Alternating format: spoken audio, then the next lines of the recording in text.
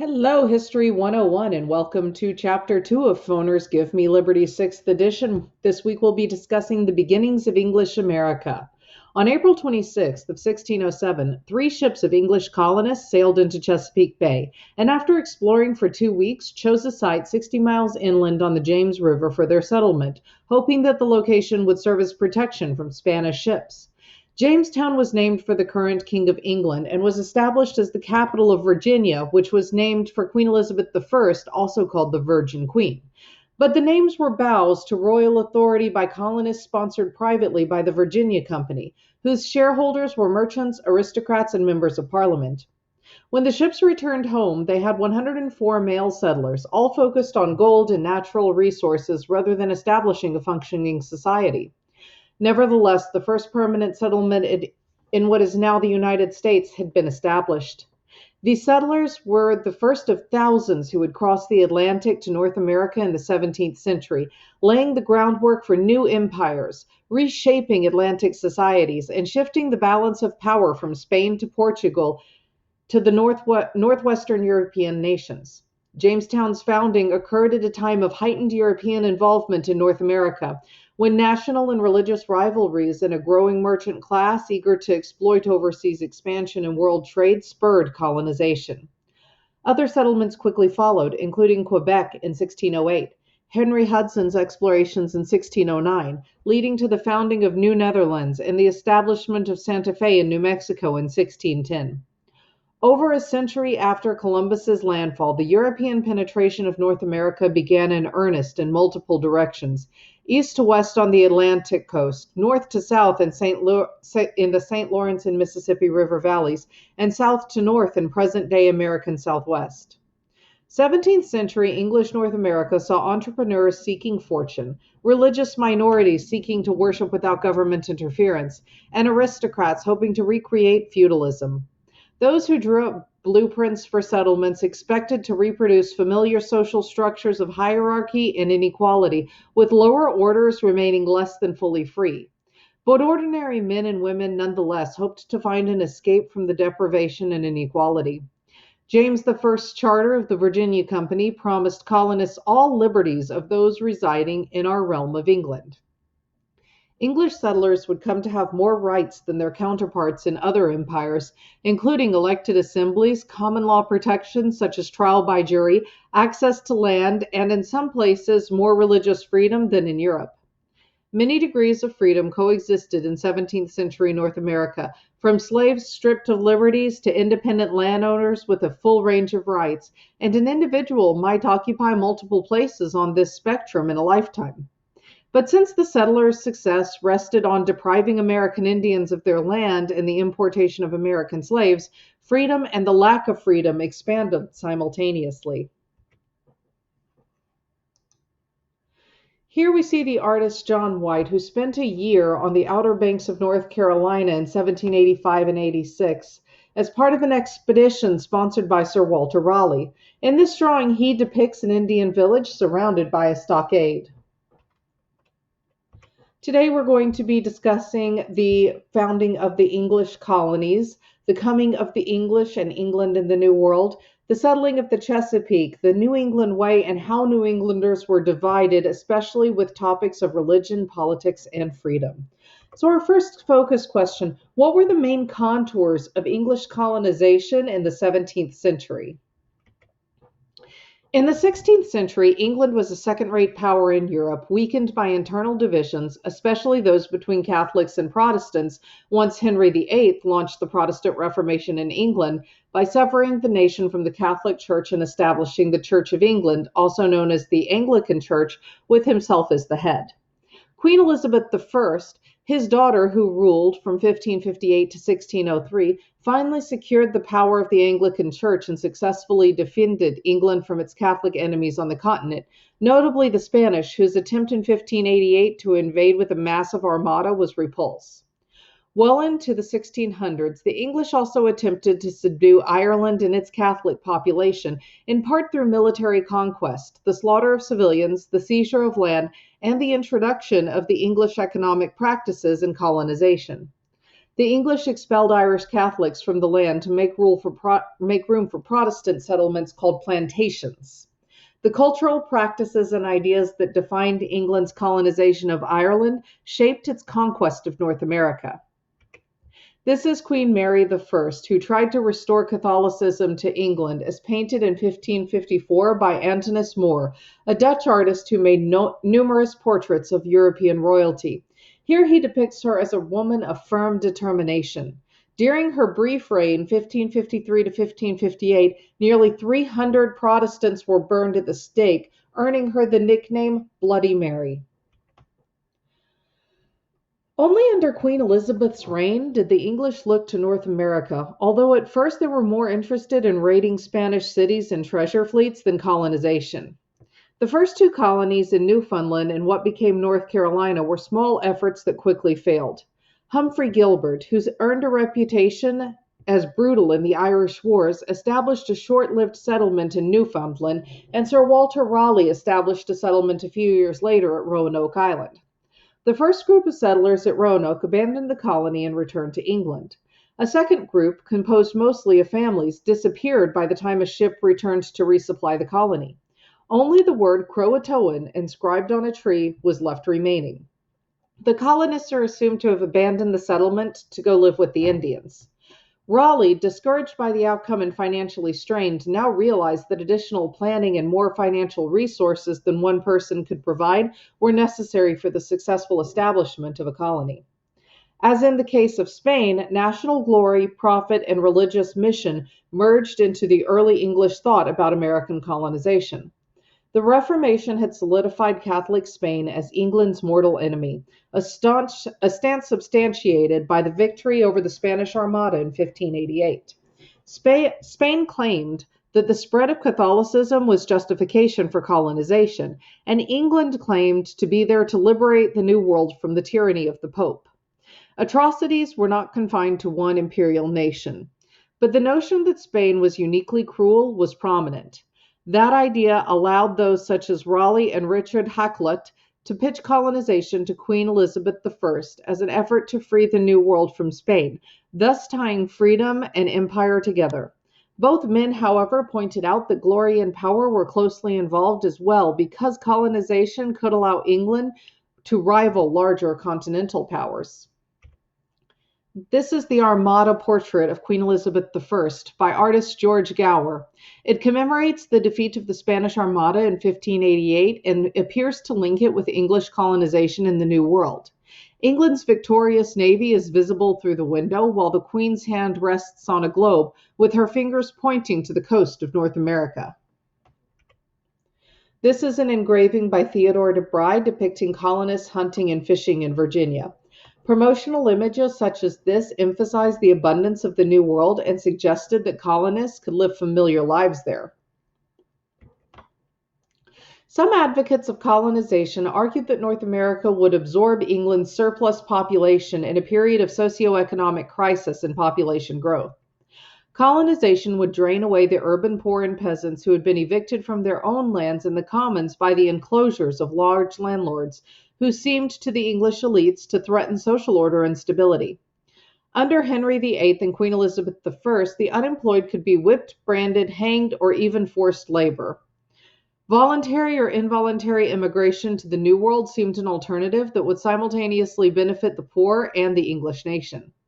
In turn, images of America, such as the one that appeared in Thomas More's Utopia, promoted that the New World was a place of wealth and opportunity where men could escape the hierarchies and inequalities of Europe, gain economic independence by owning land, and rule themselves.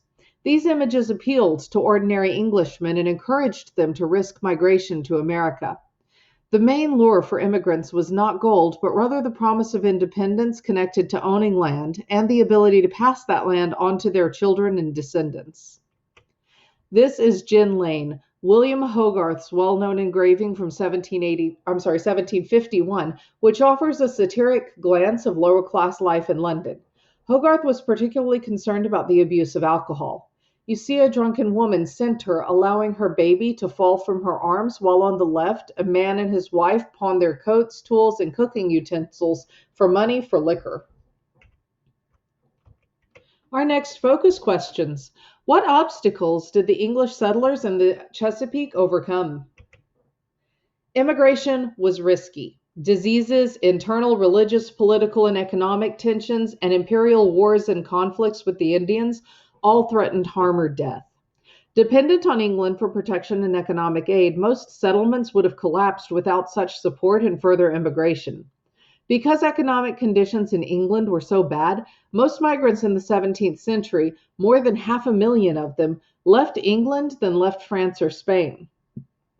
Most of the English who came to North America were young single men from the lower ranks of English society.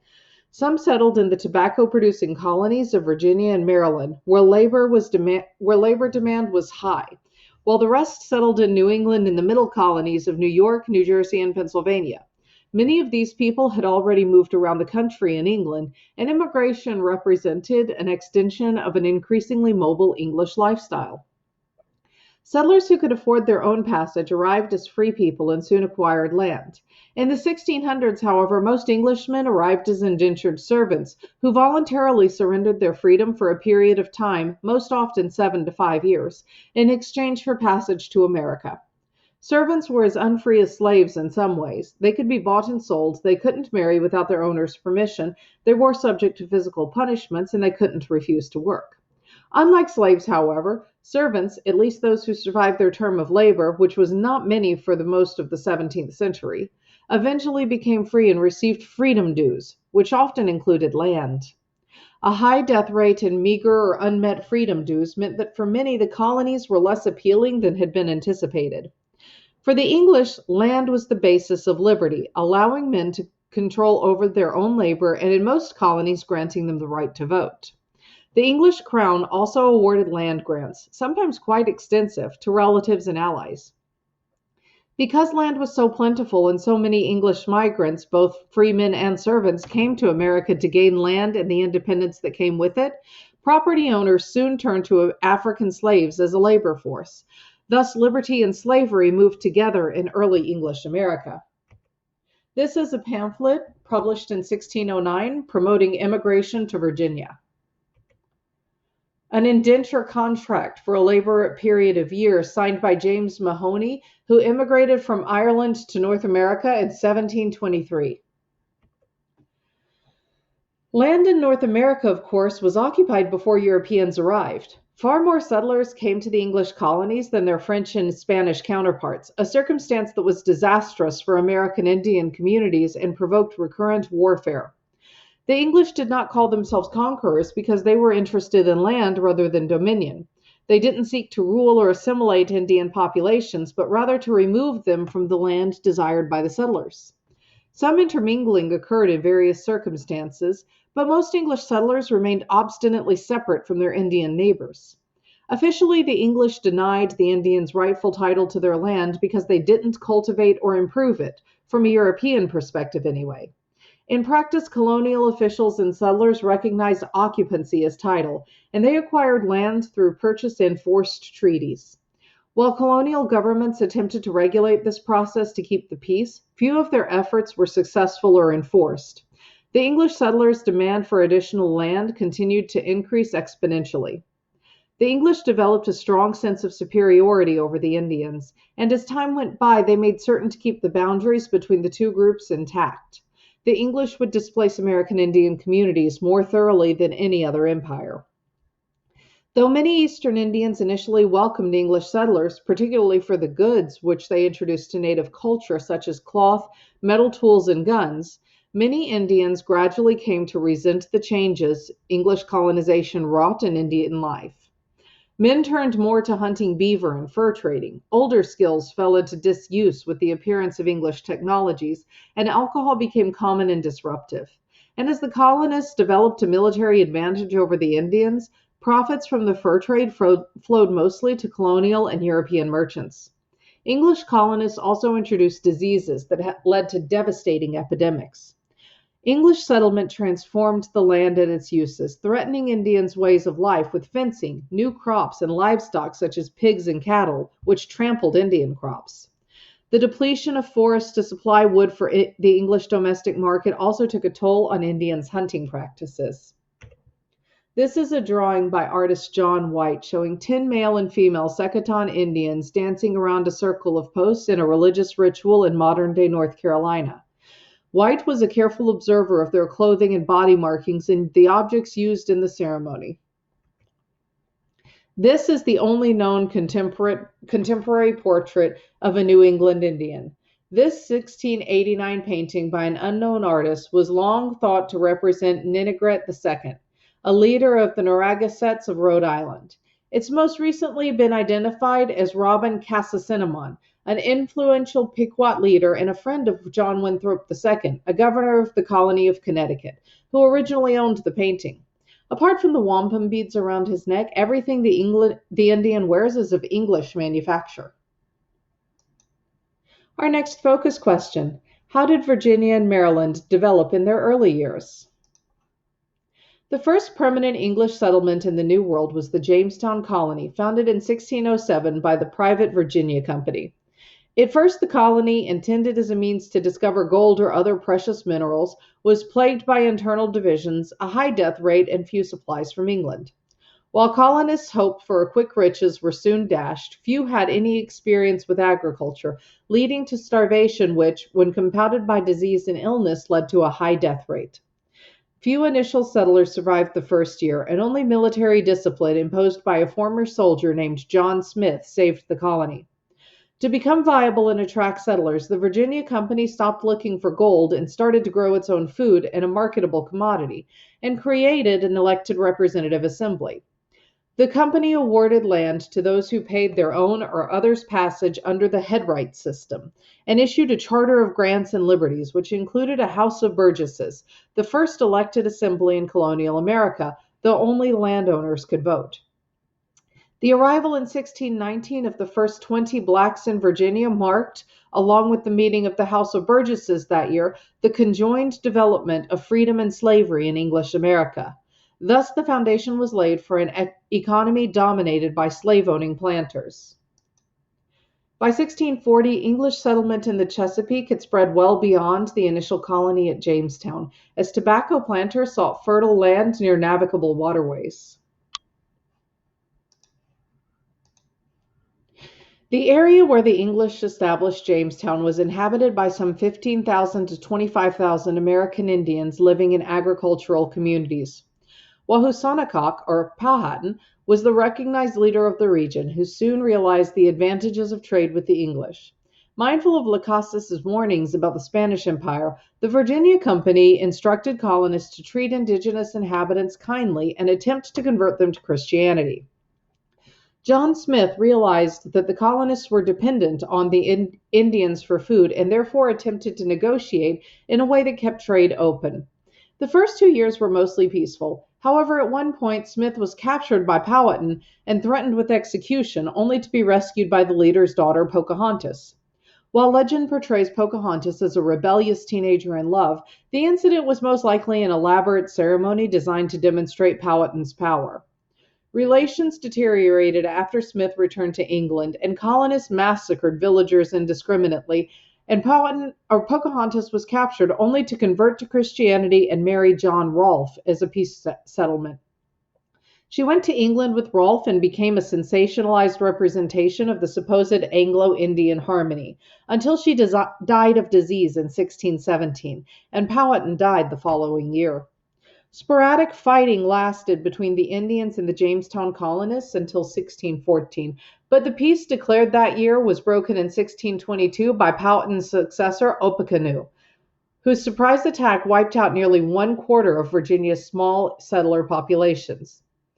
Jamestown's survivors retaliated by massacring scores of Indians and destroying their villages. The English now held the balance of power in the colony, and Virginia, which soon became the first royal colony of England, began to stabilize and slowly increase its population, in part by turning to the cultivation of tobacco. Opequanoo led an attack in 1644, killing 500 colonists, but ultimately ending in defeat and leading to a treaty requiring Indians to leave the area. The policy of separation followed a precedent set in Ireland. This is a portrait of John Smith, the leader of the early Virginia colony, engraved on a 1624 map of New England. and this is the only known portrait of Pocahontas created during her lifetime. It was engraved by Simon van de Pas in England in 1616. This is a later copy by an unknown artist. After converting to Christianity, she took the name Rebecca. Powhatan is the most prominent Indian leader in the original area of the English settlement of Virginia. This image showing Powhatan and his court was engraved on John Smith's map of Virginia and included in Smith's General History of Virginia, published in 1624. This is Theodore de Bry's engraving of the 1622 Indian uprising in Virginia and depicts Indians massacring defenseless colonists who are shown unarmed, although many in fact owned guns. With more Europeans smoking tobacco, the crop became a lucrative basis for the Virginia colony's survival and growth. Soon a plantation elite with large estates emerged that ruled Virginia's society and politics, and they turned from an unreliable and temporary white servant labor to black slave labor. Virginia's white society came to resemble that of England, with the landed gentry at the top, small farmers in the middle, and an army of poor laborers, indentured servants, and former servants without land at the bottom. Given the demand for male servant labor in the tobacco fields, men at first vastly outnumbered women in the colonies, and various factors contributed to late marriage and low rate of family formation. Although women in Virginia, as in England, had few legal rights, conditions in the colonies gave the women roles that they couldn't assume in the mother country. Widows and unmarried women embraced their right to conduct business, make contracts, and even sometimes administer estates. But most white women arrived in Virginia as indentured servants, often subject to hard labor and sexual abuse from their masters. This is an advertisement for tobacco that includes images of slaves handling barrels and tobacco plants. Englishmen smoking tobacco. The European demand for tobacco enriched Virginia planters, British merchants, and the English government, and spurred an ever-increasing demand for field labor. While Maryland, like Virginia, was a tobacco colony, it was established later, in 1632, by King Charles I as a proprietary colony of Cecilius Calvert. Calvert ruled Maryland like a feudal domain, controlling its trade and decisions of its elected assembly, despite the charter's guarantee giving ordinary Maryland colonists all the rights and privileges of Englishmen.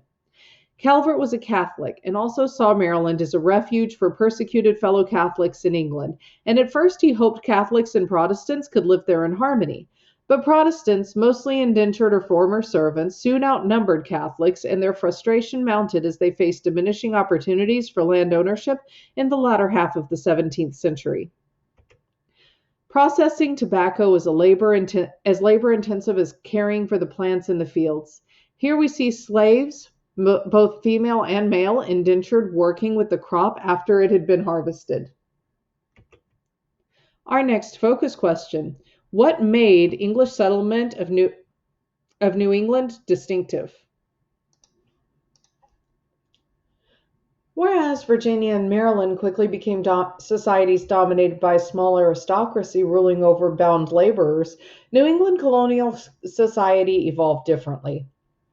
Early New England was decisively shaped by the Puritans, a diverse group of English Protestants united by their belief that the Anglican Church retained too many of the practices and doctrines of the old Catholic Church. They were mainly Congregationalists, who rejected Catholic structures of religious authority that were retained in the Anglican Church, such as archbishops, bishops, and priests, and instead embraced independent local congregations that chose their own clergy, determined their mode of worship, and often listened to the sermons by educated ministers who personally studied the Bible. Like many Anglicans, however, Puritans shared a hatred for Catholicism and celebrated England's greatness and devotion to liberty. As followers of John Calvin's theology, the Puritans believed that God had predestined different groups of people, known as the elect, to be saved from damnation, and no amount of good deed or good works could save those not among the elect. When a minority of Puritans in England separated from the Church of England, some Puritans decided to immigrate to America in order to fully practice their Protestant faith away from the influence and control of the Anglican Church and the English government that enforced its rules. One leader of the Puritan immigrants who settled in the Massachusetts Bay Colony, John Winthrop, hoped to found a city set upon a hill, where Puritans would reject natural liberty or action without restraints that he typically believed were practiced by the Irish, the Indians, and bad Christians, for instead a moral liberty to do that which is good, in which Puritans became free by accepting severe restrictions on speech, religion, and personal behavior. This is the first book printed in the English mainland colonies, the whole book of Psalms, faithfully translated into English meter. It was published in Cambridge, Massachusetts in 1640.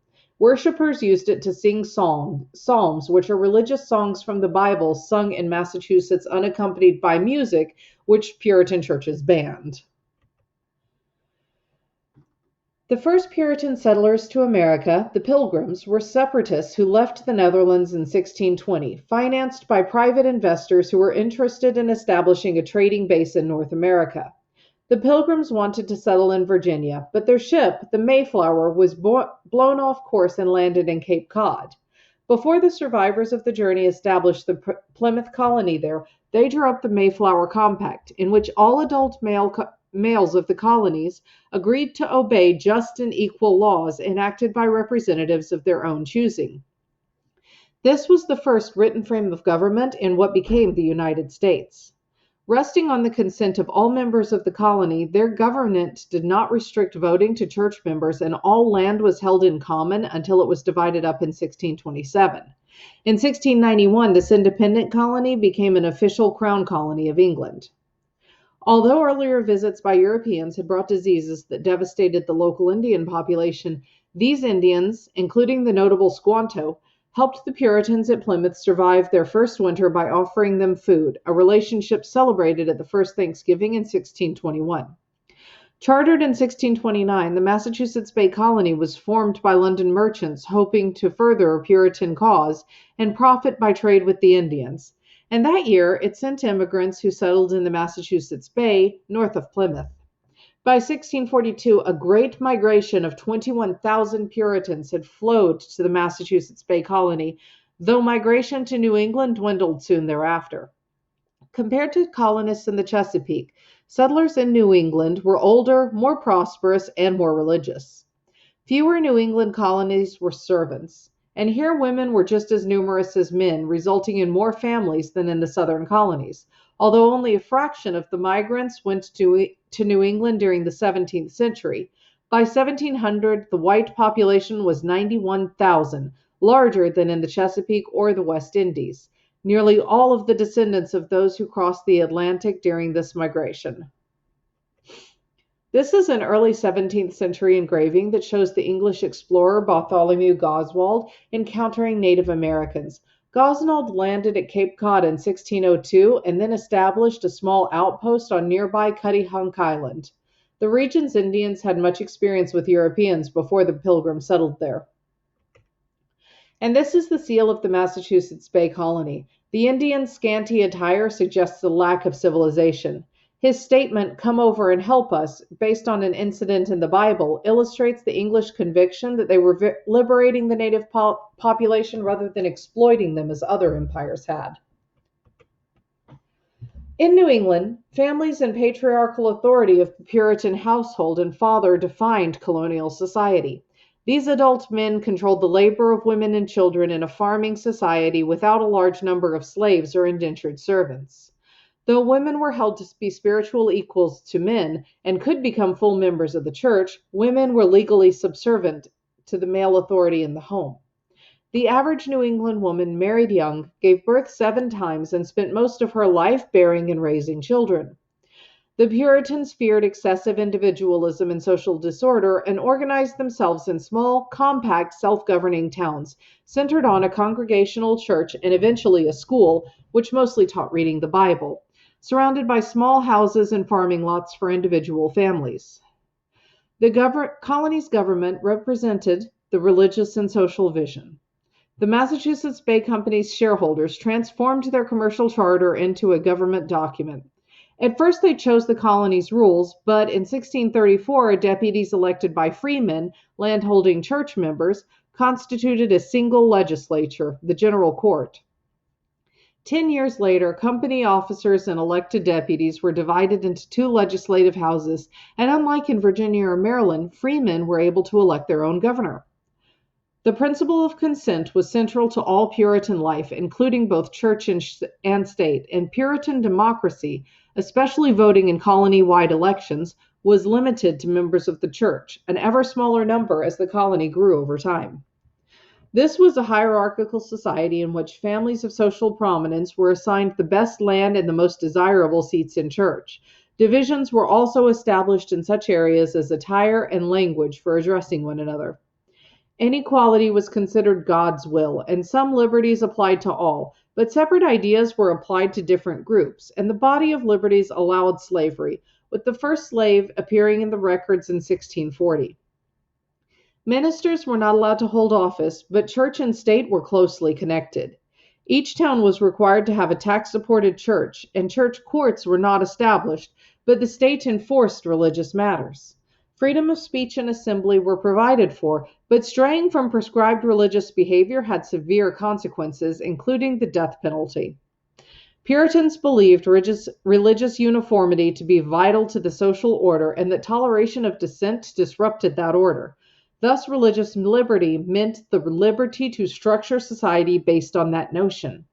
The desire of some congregations for local autonomy, however, soon clashed with notions of uniformity. This is The Savage Family, a 1779 painting by New England artist Edward Savage. It depicts several generations of a typically numerous Puritan family. And this is an embroidered banner depicting the main building at Harvard, the first college established in the English colonies. It was probably made by a Massachusetts woman for a husband or a son who attended Harvard. Our next focus question. What were the main sources of discord in early New England? Although New England's Puritans respected individual judgment, they disdained individualism and considered too much emphasis on the self to be dangerous to social harmony and stability. In the region's compact towns, residents monitored each other and published or ostracized those individuals who violated communal norms. Dissenters were not so much free to dissent as they were free to leave the Puritan community if they transgressed Puritan religious norms. Roger Williams, a dissenter, suggested that Massachusetts Bay should separate church and state. He argued that its congregation should withdraw from the Anglican Church, and he also rejected the conviction that the Puritans were an elect people on a divine mission to spread the true Protestant faith. His intention was to strengthen religion rather than weaken it, and he believed that the government was corrupted by the purity of religion. When banished from the colony, Williams and his followers founded Rhode Island, which became a beacon of religious freedom, with no established church or religious qualifications for voting. Other religious dissenters went on to found the colonies of Hartford and New Haven, which in 1662 unified as the colony of Connecticut. The Puritan establishment found one dissenter, Anne Hutchinson, particularly threatening for both her gender and for her influence with other colonists. She argued that inner grace, not just church attendance and moral behavior, determined who could be a member of the saved Puritan elect. Denounced by church and state authorities for antinomianism, which meant putting one's own judgment and faith above human law and church teaching, Hutchinson was put on trial and banished from the colony. Her family moved to Rhode Island, where most of them died in an Indian war. Hutchinson, Williams, and the dissenters demonstrated that the Puritan belief and individual interpretations of the Bible could lead to a challenge to this church structure. Many years passed before religious toleration became a part of Massachusetts society. This is Roger Williams, New England's most prominent advocate for religious toleration. By the mid-17th century, English settlement in New England had spread well inland and up the Atlantic coast. The Puritans, who recognized Indians' claim to the land and sought to acquire it through purchase, also tended to see the Indians as savages and heathens, similar to Catholics in their deceptive rituals and worship of false gods. Afraid that undisciplined Indian life might attract some colonists, Puritan New Englanders hoped to prevent their fellow Englishmen by joining native tribes by passing punitive laws and publishing narratives of captivity, promoting Christian life in the colony. Although the Puritans rhetorically advocated the conversion of Indians to Christianity, they initially made few efforts to do so. As the white population of New England increased, so did the tension with the region's Indians. In 1637, colonists responded to the murder of a fur trader by a few members of the Pequots, a powerful tribe in southern New England controlled by the fur trade, by destroying a Pequot village in Mystic, Connecticut, massacring more than 500 men, women, and children. The Pequot's defeat led to further white settlement in western New England and intimidated local Indians into quiescence for nearly 4 decades. This is the title page of a translation of the Bible into the Massachusetts Indian language, published by John Eliot in 1663. This engraving by John Underhill's News from America, published in London in 1638, shows the destruction of the Pequot village on the Mystic River in 1637. The colonial forces firing guns are aided by Indian allies with bows and arrows. Although Puritan leaders celebrated religion as their primary motive for immigrating to America, profit and prosperity remained central to many Puritans' decisions to go to New England. Many were well off in England, but lived in economically depressed areas, and they sought opportunities in the New World, especially in the form of land ownership or craft. While many New Englanders made a living by exporting fish and timber to Europe, most survived on subsistence family farming and the small surpluses this produced. Compared to the southern colonies, in New England there were few slaves and fewer indentured servants. Although the New Englanders were not as wealthy as colonists in the Chesapeake region, wealth was distributed more equally than in Virginia or Maryland. But economic development was accompanied by social inequality, with a growing number of wage earners and a merchant elite profiting from an expansive trade in goods between the West Indies, Europe, and Africa. The economic growth and increasing commercialization worried some Puritan leaders, with fewer members of the Massachusetts colony being eligible for church membership. The Halfway Covenant of 1662 was designed to solve this problem by enabling third-generation Europeans, those least likely to have met the conversion standard of church membership, to become church members merely because they were the descendants of the original European settlers. By the late 17th century, ministers were excoriating colonists for violations such as selfishness, pride, and violation of the Sabbath in lengthy sermons called gerrymans. This is a self-portrait from around 1680 painted by Thomas Smith. A sailor who came to New England from Bermuda around 1650, Smith acquired considerable wealth as evidenced by his fashionable clothing. The background depicts a naval battle involving Dutch and English ships and possibly a reference to their joint attack on a North African port in 1670. In the foreground is a poem with Smith's initials. This is the earliest known American self-portrait. And this is Miss Elizabeth Freke and Baby Mary, painted by an anonymous artist in the 1670s. This portrait depicts the wife and daughter of John Freke, a prominent Boston merchant and lawyer. To illustrate the family's wealth, Miss Freke wears a triple strand of pearls, a garnet bracelet, and a gold ring, and the child is wearing a yellow silk dress. Our next focus question: how did the English Civil War affect the colonies in America? By 1600, the traditional view of English liberties as a set of privileges limited to certain social groups was competing with the notion that certain rights of Englishmen applied to everyone in the kingdom. The latter tradition rested on the Magna Carta of 1215, in which the king had given rights to all free men in England, including protection against arbitrary imprisonment and the seizure of property without due process of law. Over time, this document came to signify particularly English freedom, embodied in common law rights such as habeas corpus and trial by jury, whereby the king was subject to the rule of law and all persons enjoyed security of person and property. As the serfdom characteristic of feudalism receded, increasing numbers and more Englishmen were considered free-born and entitled to these rights. The Court of Common Pleas. Trial by jury was a central element in the definition of English liberty. The watercolor here appeared in a 3-volume series, The Microcosm of London, from 1808 to 1810. Political and religious divisions within 17th century England heightened the meaning and importance of freedom there and in the colonies. The belief in freedom as a common English heritage and the British Empire as the world's guardian of liberty helped to legitimize the colonization of the Western Hemisphere and cast imperial war against Catholic rivals as a struggle between freedom and tyranny. The struggle for political supremacy between Parliament and the Stuart monarchs James I and Charles I culminated in the 1640s in the English Civil War. Disputes over how and to what degree the Church of England should distance itself from Catholicism, and struggles over the respective powers of Parliament and the King, including the King's power to impose taxes without Parliament's consent, provoked a military conflict that ended in a victory for the pro-parliamentary forces and the abolition of the monarchy and the execution of King Charles I. The victors established a commonwealth and free state ruled by Oliver Cromwell that lasted almost a decade. In 1660, the monarchy was restored and Charles II assumed the throne. Political strife and upheaval in England in these years produced a rigorous debate about liberty that expanded the boundaries and definitions of freedom. The writer John Milton called for freedom of speech and of the press. Some religious sects emerged that called for universal Protestant toleration.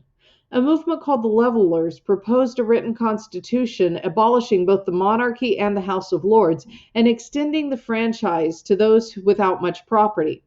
A more radical group, the Diggers, advocated a common ownership of the land. Though the Levelers and the Diggers were quickly suppressed, some of their ideas were carried to America by English immigrants. This is the frontispiece of Leviathan by Thomas Hobbes. Written during the English Civil War and published in 1651, 2 years after the execution of King Charles I, Leviathan argues that the only effective form of government is an absolute monarchy. Hobbes designed the image himself to illustrate his thesis. Here the king wields the sword of justice in one hand and the staff of an archbishop in the other. He combines the powers of church and state. His person is composed of the people. He is literally a body politic. Beneath him is a peaceful, orderly country, and beneath that, images of threats to public order, both secular and religious, against which a king must guard. While most New Englanders sided with Parliament in the 1640s, many Puritan leaders in the colonies were leery of the Revolutionaries and the Commonwealth's tolerance of religious dissent. When followers of Anne Hutchinson became Quakers, a racial and spiritually egalitarian Protestant sect in England that defied Puritan doctrines, Massachusetts tried to suppress them by banishment, whipping, and hanging. After the restoration of the monarchy, Charles reaffirmed the charter and ordered toleration of the Protestants. Execution ceased, but other efforts to suppress the Quakers continued. During the English Civil War, Virginia sided with Charles I and fell under Cromwell's control. In Maryland, the Civil War exacerbated pre-existing conflict between Catholic and Protestant settlers and anti-proprietary sentiment, feeding a civil war within that colony. Calvert stabilized Maryland and attracted more settlers by empowering Protestants in the colony's government and guaranteeing religious toleration for all Christians. Under Cromwell and the Commonwealth, England adopted aggressive policies to expand its colonies, promote Protestantism, and empower commerce in the British Isles and the New World. Cromwell's army extended English control in Ireland, in the process massacring civilians, banning Catholicism, and seizing Catholics' lands. England also seized the valuable sugar island of Jamaica and passed the Navigation Acts in 1651, intended to challenge the commercial supremacy of the Dutch by limiting English colonial trade to English ships and ports. This is the execution of Charles I in 1649, a central event in the English Civil War. And here we see the meeting of the General Council of the Army at Putney, a scene in the debate in 1647 over liberty and democracy between levelers and more conservative Army officers. Here's a review of the focus questions that we considered during this lecture. Next lecture, we're going to talk about the creation and expansion of Anglo-American and the origins of slavery within the colony. As always, I hope you've enjoyed this lecture. Please feel free to reach out to me with any questions or comments or feedback you may have. Have an amazing week.